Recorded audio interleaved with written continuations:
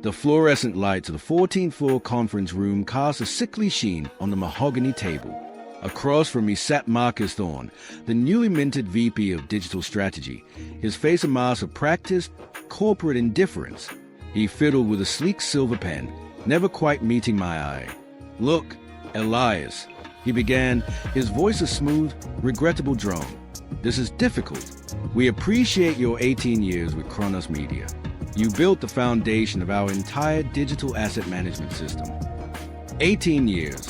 I'd started as an intern, fresh out of university, and had designed a colossal, complex system that ingested, tagged, stored, and distributed every piece of media Kronos produced. It was my intellectual magnum opus, a self-optimizing piece of code I knew better than my own reflection. But the truth is," Marcus continued, finally looking up with a pathetic, rehearsed shrug, "we've moved forward. We've integrated the new AuraSync AI platform. It handles your entire workflow, metadata generation, asset routing, rights compliance, all autonomously. It's a clean, cloud-based solution. No benefits, no sick days. Pure, unadulterated efficiency." I felt a cold, surgical severance. No anger, just a deep, profound clarity. I had spent nearly 2 decades ensuring the gears of this empire turned smoothly, sacrificing weekends and holidays. Now, a glorified spreadsheet macro was deemed my superior. "So, I'm obsolete," I stated, my voice flat. He didn't even flinch. "Streamlined. We've automated your role. It's a future, Elias. Nothing personal." He slid a manila envelope across the table. "Standard severance. 4 weeks' pay. You'll be escorted off the premises after you clear your desk." I nodded, took the envelope, and stood. He was clearly expecting a scene, pleading, shouting, a dramatic exit. Instead, I gave him a curt, businesslike understood. As I walked back to my office, I didn't pack the photos or the dusty awards. I didn't feel nostalgia. I felt the surge of an engineer who has just identified a critical, hidden design flaw in a machine. They had not replaced me. They had merely purchased a fancy new dashboard for the system I had already built, and they did not understand the deep, structural integrity issues that lay beneath its shiny surface. At 4:45 p.m., I did one final, precise action. I didn't delete anything or install a virus. That was too crude. Instead, I accessed a deep, hidden architecture of the Kronos digital backbone, the part only I knew how to navigate, and altered a single, almost imperceptible line of code. It was a failsafe, a silent, non-destructive authentication tether that linked the master system's core functionality to a specific, unique cryptographic key, mine. Essentially, I had just coded myself a secret, digital parachute. If the system sensed any unapproved attempt to bypass my original, highly specific protocols, the very protocols AuraSync was designed to replace, it would not crash. It would do something far more agonizing. It would begin a process of graceful, systemic degradation, slowly withholding critical dependencies until the entire operation seized up like a massive engine starved of oil. Security watched me from the corner as I walked out, a light box of personal items tucked under my arm. The true payload, 18 years of proprietary system knowledge, locked behind a private key in my head. I spent the next 2 days in a state of suspended animation. I made coffee, answered a few recruiters, and watched old sci-fi films. My former life at Kronos Media felt distant, like a broadcast I was no longer tuned into. On the 3rd day, the air shifted. I was having a quiet lunch when my personal email, long dormant of corporate communication, exploded. The first message, timestamped 9:02 a.m., was from a junior manager named Chloe, an innocent cog in Marcus's machine. Subject, urgent, media asset ingest failure. Elias, hope you're well. We're seeing an unprecedented backlog on the ingest pipeline. AuraSync is showing success, but nothing is actually making it to the storage arrays. Can you advise? I deleted it. Chloe didn't fire me.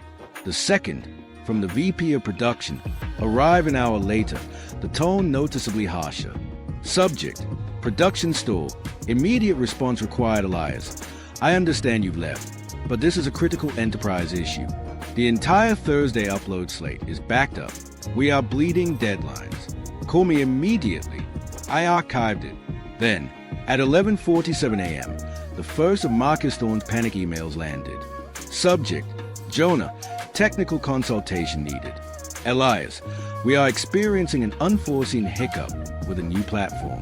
It seems to be related to the legacy database integration you oversaw. Could you please call me? We will compensate you fairly for your time. Hiccup. I almost choked on my sandwich. His confidence had evaporated in 72 hours. He didn't understand that the hiccup was the system protecting itself from his clumsy replacement. The AuraSync team, in their arrogance, had tried to rip out the old database structure and replace it with their own, triggering my subtle authentication tether. The system wasn't broken. It was passively, elegantly rejecting an authorized access. The floodgates opened in the afternoon. Marcus's email became frantic, losing their professional veneer with every passing hour. 1:30 p.m. Subject: Read. Jonah, technical consultation needed. This is critical. Elias, the entire rights management module has gone offline. We cannot distribute any premium content. The CTO is having an emergency meeting. What is your rate? Name it. Call me now. 3:52 p.m. Subject: We are facing catastrophic failure. Call me. This is beyond compensation. This is an emergency. The entire system has locked down. We have $10 million in deferred revenue sitting stagnant. The consultant team is useless. For the love of God, Elias, what did you do? The last line was a perfect fuel. What did you do? It was an accusation and a plea, finally acknowledging that this wasn't an unfortunate coincidence, but a precise consequence.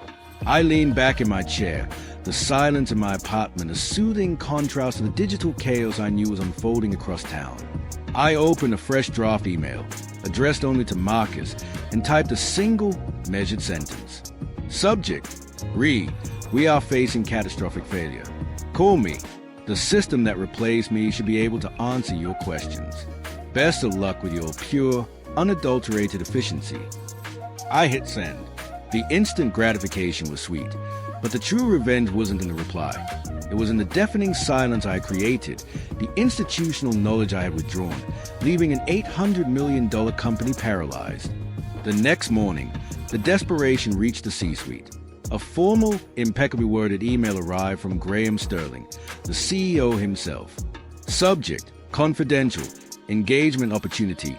Elias Vance Elias, I'm deeply concerned about the handling of your departure. Marcus acted with poor judgment. I wish to personally commission your services immediately. We are prepared to offer you a consulting contract at a rate that reflects your indispensable value. I propose a minimum rate of $750 per hour with no cap and full, unconditional access to all infrastructure. We need you to save Kronos. Indispensable value. The word tasted like ash. They only recognized my value when its absence threatened to collapse the edifice I'd built. I replied to Sterling, but not to accept. Mr. Sterling, I am no longer an employee of Kronos Media and have taken steps to move my career forward. However, I understand that the innocent people, the editors, the marketers, the project managers, are suffering the consequences of Marcus's short-sighted decisions. I will consider a temporary engagement on 3 non-negotiable terms. My rate is $1,000 per hour, billed in 6-hour increments, minimum 40 hours a week. I report only to you, Mr. Sterling. Marcus Thorne is to have zero contact with me. If he enters my workspace, attends a meeting I'm in, or emails me, I walk immediately, and the contract is terminated. I am granted full, unrestricted, and irrevocable administrative super-user access across all systems permanently. A failure to meet any of these terms is an immediate termination of the agreement. His response came back in under 2 minutes. Accepted. We will wire the first $10,000 retainer immediately. I returned to Kronos the next day, not as an employee, but as an oracle. Security saluted me. The administrative assistant who used to ignore me now rushed to get my coffee order. I was led past a pale, sweating Marcus, who was visibly arguing with a consultant, straight to my old office. Marcus has been temporarily reassigned to logistics management until this is resolved, Sterling told me privately, an unsubtle indication of Marcus's rapidly sinking stock. For the next 10 days, I methodically untangled the mess. The consulting team had made a dozen arrogant, fundamental errors, but my authentication tether was a primary source of the system lockup. It was a perfect piece of defensive code. I worked 12-hour days, not for them, but for the satisfaction of solving the puzzle I had created, and for the money I was now commanding. I didn't just fix the errors. I rebuilt the system's architecture to be permanently reliant on the super user credentials I had demanded. I wasn't just restoring the platform. I was forging a new, stronger digital chain, and I was holding the only key. When the dust settled, the systems were running faster and cleaner than ever. Chronos Media was saved. I submitted my first invoice, $76,000. Sterling paid it the next morning without a word. Elias, Sterling said on the final day, "This is done. Now, let's talk about a full-time contract. I'll make you the director of core systems with stock options, a massive bonus." I smiled, a genuine, relaxed smile. I appreciate the offer, Graham, truly, but my time here is finished. I have accepted a position that values expertise over efficiency from the start, not just when the company is on fire. But who will maintain the new architecture? He asked, a hint of panic returning. The person with the super user credentials, of course. I said easily, me. But you no longer own my time. You can contact me when you need a maintenance contract. My new hourly rate for that work will be $1,500. I walked out of Chronos Media for the last time, lighter, wealthier, and wiser. 2 months later, I saw the press release. Marcus Thorne had been terminated for systemic mismanagement and failure to oversee critical digital infrastructure. The consultants were fired. I was sitting in my spacious new office at a smaller, more specialized tech firm, debugging a minor system glitch. My personal email pinged. It was an automated monthly security report from Chronos Media's digital backbone, a feature I had quietly coded into the system years ago for my own peace of mind. It was an elegant, concise summary. Last month, all core system administrative login attempts were logged as events, remote access, confirmed. M. Thorne, access denied. I closed the email. They had wanted efficiency. They had chosen an automated system over the expert. Now, the system they were forced to rely on was simply a smarter, more expensive gatekeeper, and it was still reporting to the only person who truly mattered. They threw away the architect, and now they paid a premium for the privilege of knocking on his door. That was the perfect revenge.